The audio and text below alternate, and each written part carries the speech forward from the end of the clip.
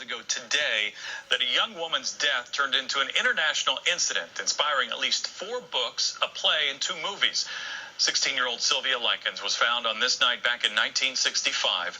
Police called her murder one of the worst crimes they had ever seen, finding the teen beaten, tortured, burned with cigarettes, and eventually starved to death. Likens' parents left her with Gertrude Benezuski, who 1 month prior, and eventually she and several of her children were convicted of the teen's murder.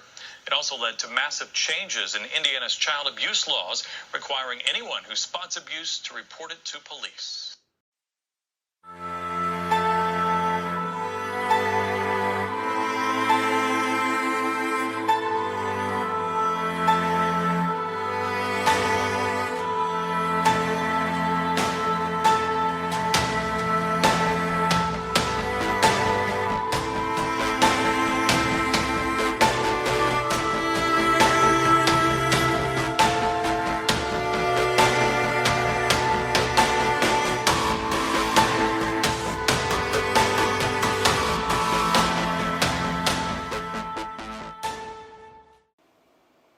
What is up, my crime crazy people?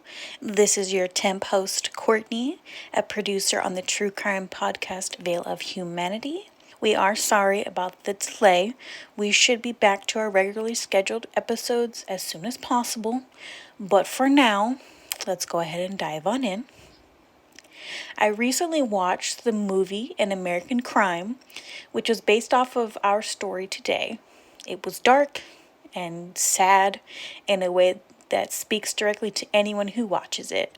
So if you're ever confronted with what we're about to discuss today, the only advice I have for you is this: don't look away and don't stay silent. So let's get into it. October 26th, which is also the day of this recording, 1965, Indianapolis, Indiana. A young girl's battered body is discovered in the basement of a suburban home. Her name was Sylvia Likens. She was only 16 years old. And what investigators found would horrify even the most seasoned detectives and expose the unimaginable cruelty that can lurk behind closed doors. Sylvia Marie Likens was born on January 3rd, 1949, to carnival workers Lester and Betty Likens.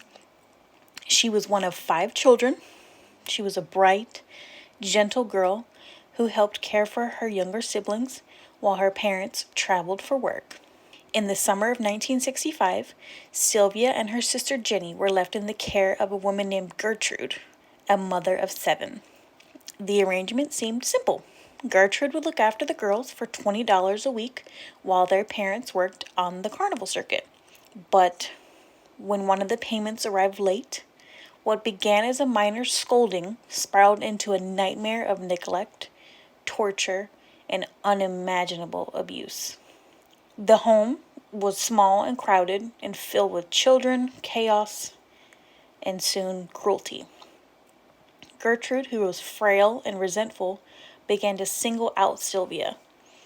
At first, she just abused her verbally, called her names, accused her of lying, and of being promiscuous. But the torment soon escalated.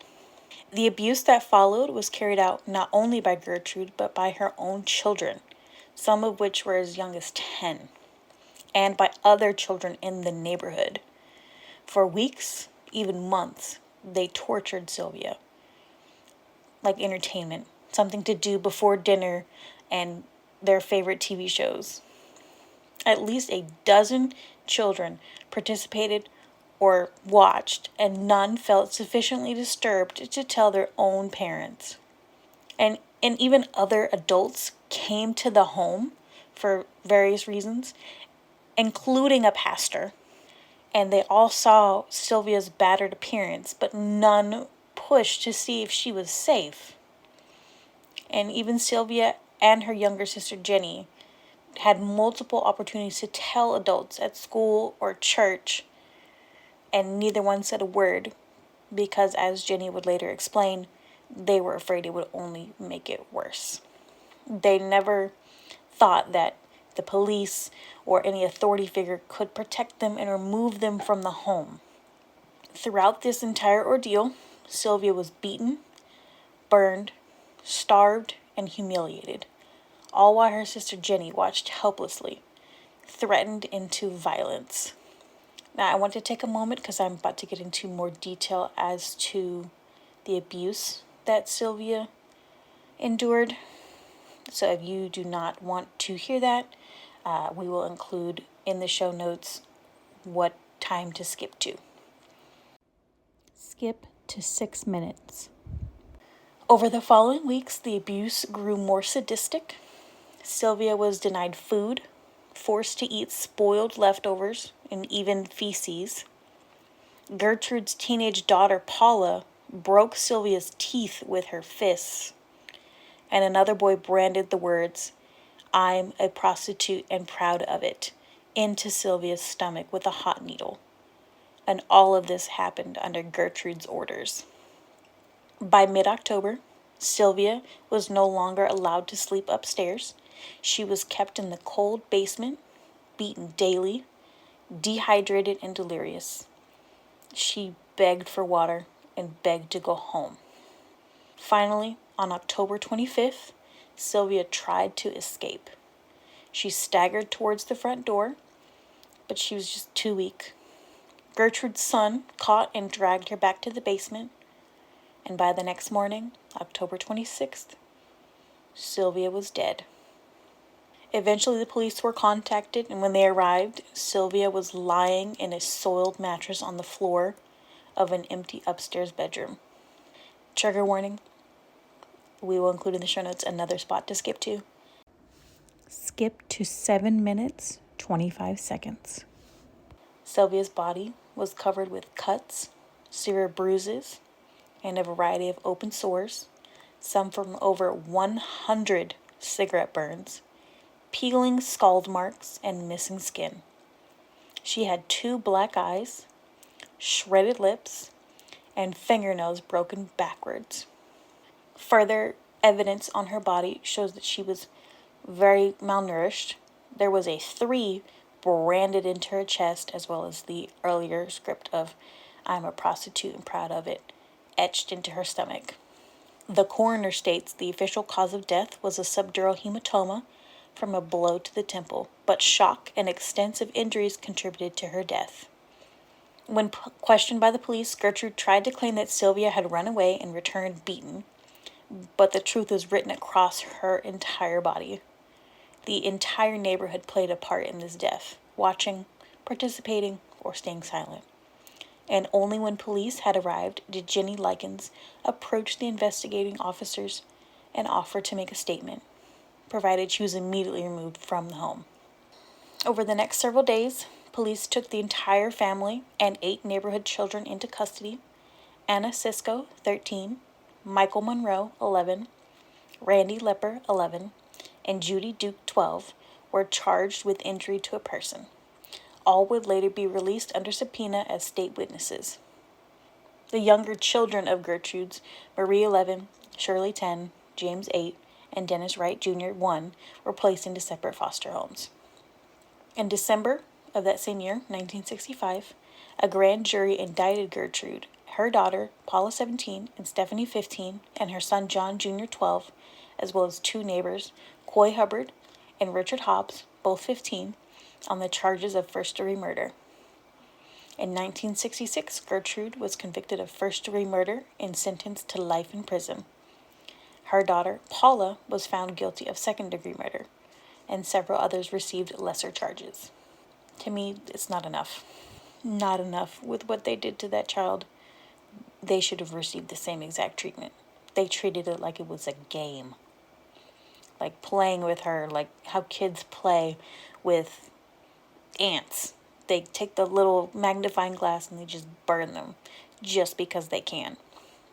Gertrude was paroled after 20 years, released in 1985, and she died in 1990.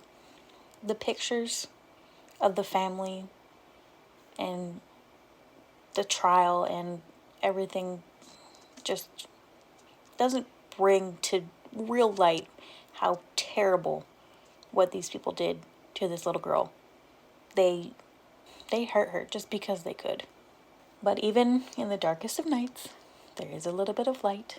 Sylvia's death led to sweeping reforms in Indiana's child protection laws, including mandatory reporting systems for child abuse. Sylvia's story is one of horror, but also remembrance. Her name became a symbol, a reminder of what happens when communities look away. Today, a memorial in Lebanon, Indiana honors her life and calls for vigilance in protecting children everywhere. Sylvia Likens was only 16. She was a child in her own right, abused for no other reason than because they could.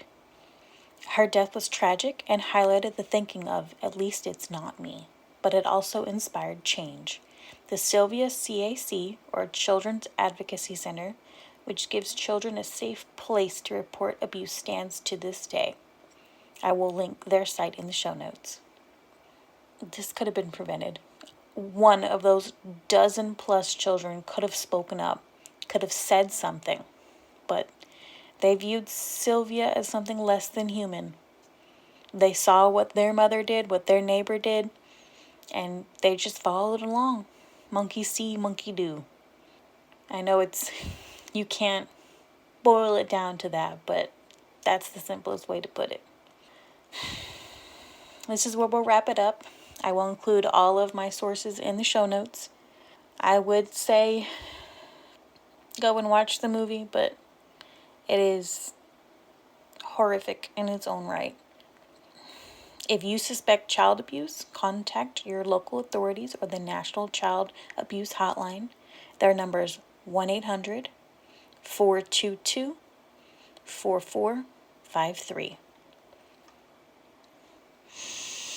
Okay, y'all, breathe it out. This story reminds us to never take anything at face value. Accountability and speaking up. See something, say something. And we can hopefully prevent this from ever happening again one day. But until then, keep your eyes open and speak up when necessary. All right, my crime crazy people, we will be back next week with a brand new episode. To see all of our source material, please consult the show notes. Don't forget to click that subscribe, follow button, and catch us on our social medias, Instagram, Facebook, YouTube, and TikTok at Veil of Humanity Podcast. Also, if you have any questions or want to provide feedback or have a case suggestion, please send us an email at veilofhumanity@gmail.com. Hosted by Temp Courtney. Produced and edited by Courtney Santos. Music is Phoenix by Luke Joe, a Bronx Bay production. All right, Bronx, tell the people we will see them again next week.